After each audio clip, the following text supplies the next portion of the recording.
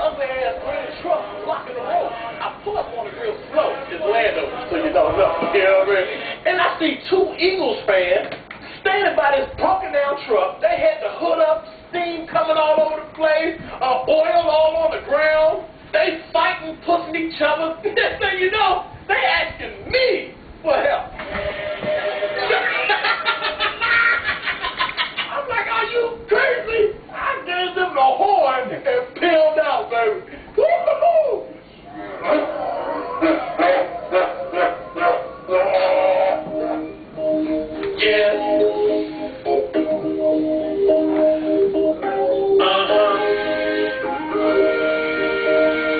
Oh, that is epic. That is good snack. That's my boy Chris Paul, little YouTube internet sensation. I thought it was a fitting video for today's video preview. Got to the Washington Redskins. It's my roommate's shirt. He's a Redskins fan. He's a little smaller than me, so it's definitely a schmedium on me, but it's a pretty cool shirt. Don't tell him I'm wearing it because I'm probably stretching it out right now, but that's on him. Anyways, so we got the new kid in town in the DC area, Donovan-McNabb.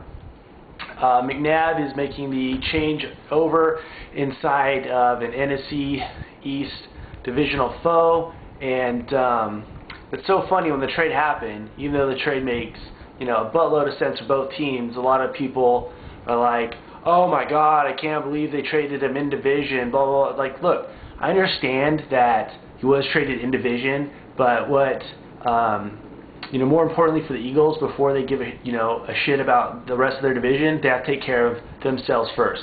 McNabb was never really liked in that city. He took them about as far as he could take them, and Kevin Cole played awesome in his absence. They're looking to run a true West Coast offense, not really McNabb's style. So I like the trade on both ends. Both teams got, you know, a good deal out of it. Everybody wins. Looking forward to this year, what to expect from Donovan McNabb. You know, I defend this guy until I was blue in the face when he was in Philadelphia, and I'm not going to do it. So I'm going to be very objective through this preview. One of the things I didn't like is, you know, he had an opportunity to go to Oakland, didn't want to do that, so he ends up in Washington, which is fine. But, you know, all I have to say is, Donovan, you better make it happen now, because you're where you want to be with the coach you want to play with. And, you know, Philadelphia was so awful, so terrible to you. You know, the grasses aren't going to be much greener playing on that team. However, the Redskins have made a lot of improvements. They drafted a tackle in the draft. They got another excellent one from the Saints. I don't know their names because I don't really pay attention to tackles. I just know that they got two good ones. I know their names. I just can't think of them right now. But, yeah. So my feeling was that the problem was never Jason Campbell in Washington. It was the coach, Jim Zorn, who sucks, and the offensive line, who also sucked. So they'll go out, and I'm going to put that on replay because that video is funny. You can check this out on YouTube if you want. Chris Paul, Redskins, search it. You can find a bunch of this stuff. Yeah, so they go out and get a new coach for Donovan. And they get it. Well, they got the new coach, but then they bring in Donovan. But then they get an offensive line for Donovan, but not Jason. I don't think Campbell's as bad of a quarterback as he's made out to be, but you know, that's something that we can discuss later. But back to McNabb. So they have been making improvements.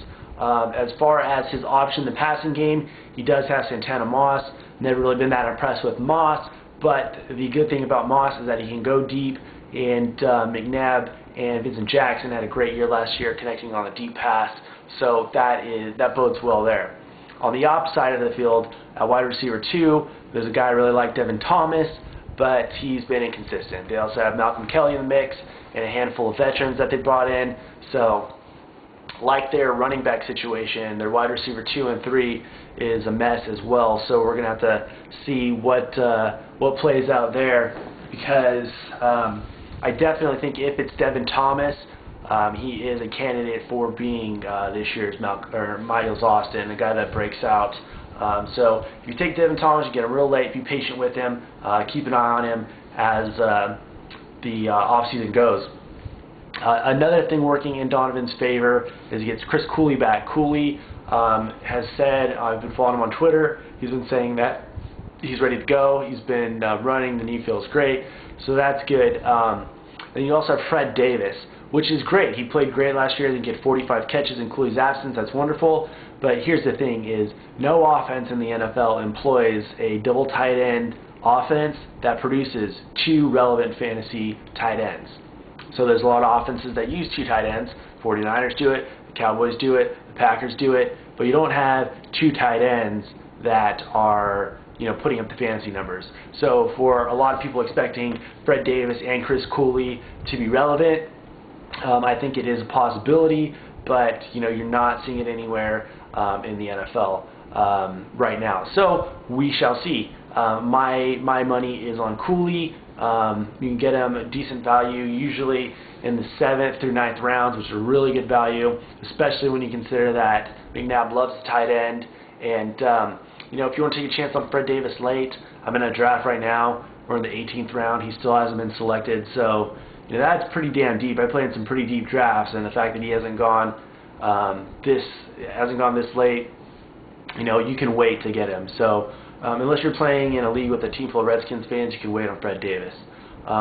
One thing also working in McNabb's favor is Mike Shanahan.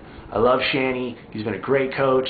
Produces great offensive numbers. One stat that I really like is when Shanahan and John Elway started working together, Elway was 33 and he won a Super Bowl when he was 34. Well, McNabb's 34, so I don't think they'll win a Super Bowl this year.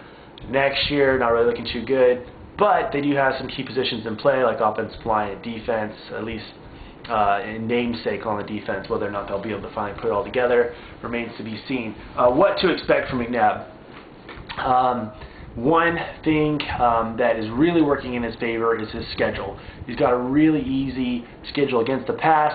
Depending on where you look, it's arguably the number 1 schedule against the pass.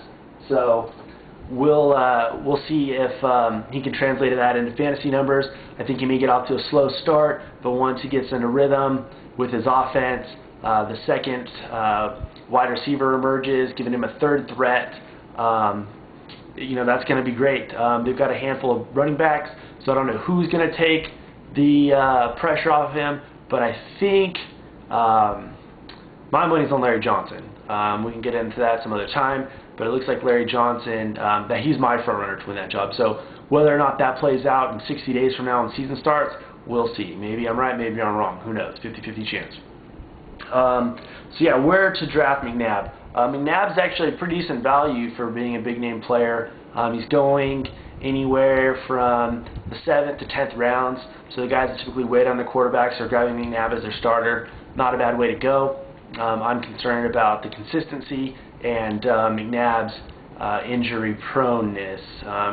Similar to Frank Gore, he usually puts up great numbers, but he does miss an occasional game or 2. So, like he did last year, you may have to dip into your backup quarterback a little bit earlier. He could go play, a full 16 games healthy. So we'll see what to expect. I think 3,500 yards. I hate doing projections. Just off the top of my head is what I'm guessing. You're going to see 3,500 yards or so. Touchdowns, I would say at least 20 with a cap in the 25 range. I don't see him throwing more than that, but hey, I've been wrong before. And as far as interceptions, I think it's probably in the 10 to 15 range. I don't see him throwing a lot of picks unless he needs to force some stuff. So, got to try to keep it under 10 minutes so we can get it on YouTube. So let's go ahead and wrap it up. Thanks for watching. If you are on Twitter, give us a follow at Pyromaniac, and that is with a 1 and not an I. And then you can follow me at Pyro_Lion on Twitter. We're on there all day long, chatting it up. You can ask us any questions. We'll get back to you right away. We love the Twitter, love the tweet. Hope you guys are having a great summer so far and had a happy 4th. And get at us. Late.